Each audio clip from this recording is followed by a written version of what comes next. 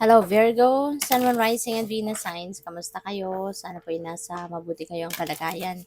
Welcome back po sa Star Tarot. At kung bago kayo rito, welcome din po kayo. Please subscribe, like, share my videos, and leave me a comment kung naka-resonate po kayo. Thank you. So, tignan natin kung anong mga messages and energy surrounding Virgo. Discovering truth, answering the call. Grabe, no?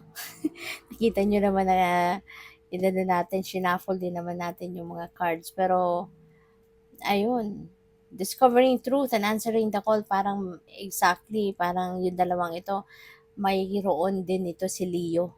Kaya po pwede, no, na maybe you are dealing with a Leo, or maaaring may Leo placements din kayo sa inyong chart. Kaya may ganito din kayong energy katulad ng kay Leo. So, yun, discovering truth. May katotohanan, no? Siguro na madidiscover kayo. There could be anong tawag dito?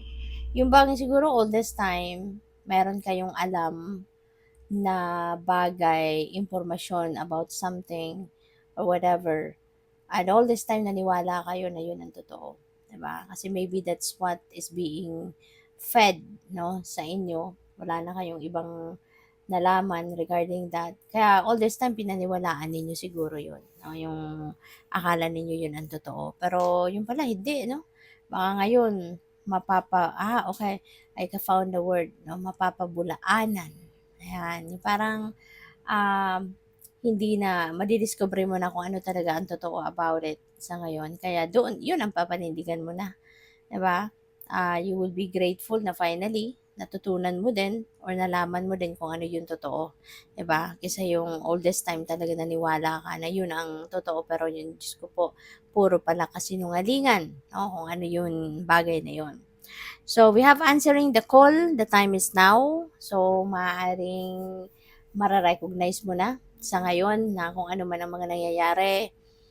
This time, this is what you need to do, kasi or take advantage of kung yan ay opportunity na nandiyan na, kasi parang bilang pagsagot na yan, no, sa panawagan sa iyo ng divine universe. Maaaring nare-recognize mo na ito na yung tamang panahon para mag-take action ka na towards whatever that is, kasi nakikita mo na, no, na yung opportunity ay nandito na. So parang pakiramdam mo, tinatawag na ako, diba, ng universe. Ito na yung parang na that is already pulling you, diba, para gawin mo na kung ano man ang bagay na kailangan mong gawin. Kasi baka maaari matagal mo ng plano yan, diba? So, we have reaching your destination. Napakaganda. Kasi within your reach na yung goal mo. Diba? Ngayon, parang maaaring excited ka na. May nararamdaman kang something, no? Nakakaiba. Kasi maybe that is excitement.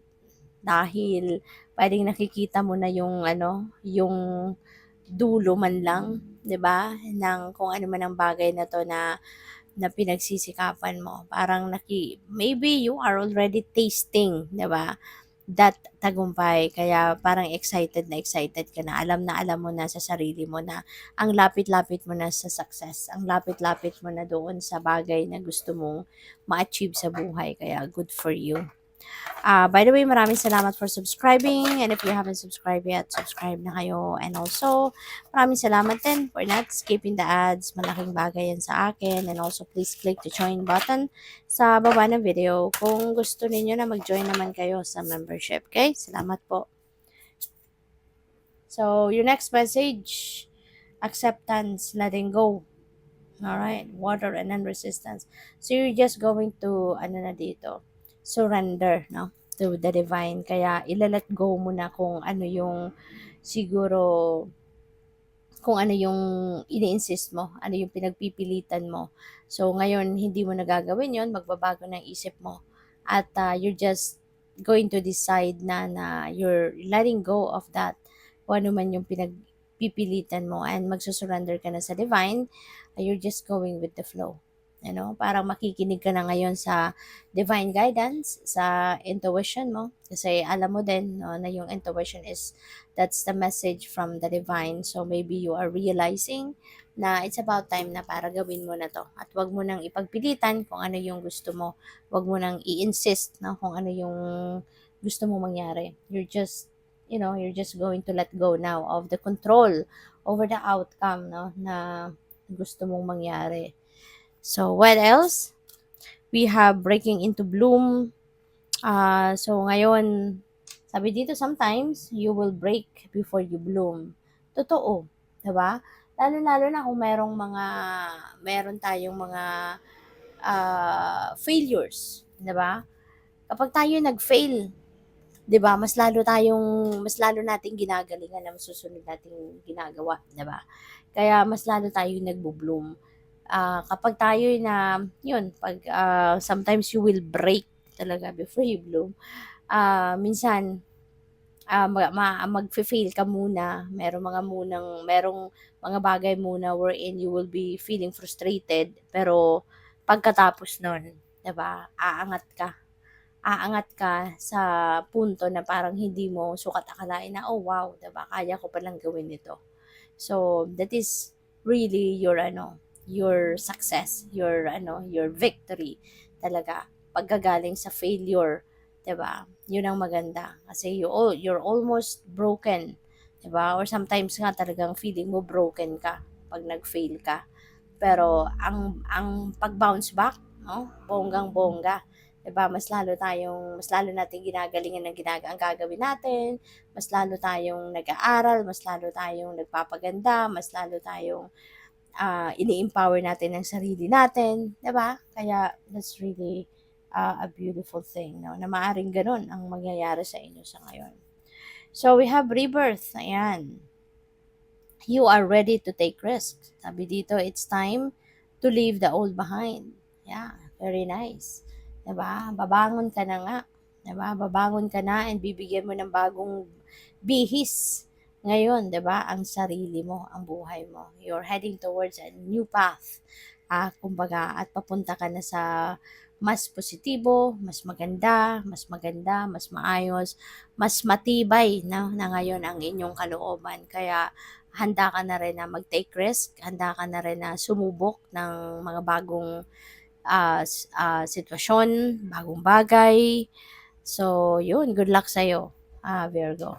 Kumbaga, wala ka na, inaalis mo na ngayon yung takot, no, sa puso mo at sa isip mo.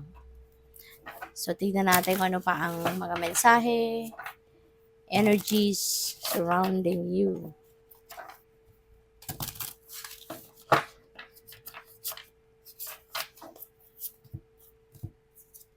So, we have the Eight of Wands. Ayan, magta-travel, no? Si Virgo. This is travel. Pwede na yung travel na to. Pwedeng international travel. Pwede rin na pwede na rin yung travel na to is